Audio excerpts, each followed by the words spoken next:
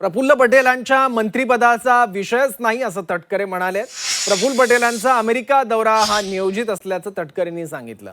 मंत्रिपद मिळत नसल्यानं पटेल नाराज असल्याची चर्चा होती। प्रफुल्ल पटेलांच्या मंत्रिपदाचा विषय नसल्याचं तटकरे यांनी आता सांगितलं। मुख्यमंत्री आहे त्यांनी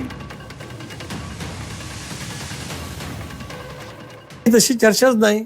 केंद्रीय मंत्रिपदाचा विषयच नाही ना आता आला। केंद्रीय मंत्रिमंडळ आता ज्यावेळेला विस्तार येईल त्यावेळेला भारतीय जनता पक्षाच्या शीर्षस्थ नेतृत्वाकडून एनडीएच्या घटक पक्षांना कळवण्यात येईल आणि त्यानुसार का असेल ती कारवाई तो पक्ष त्या ठिकाणी करेल।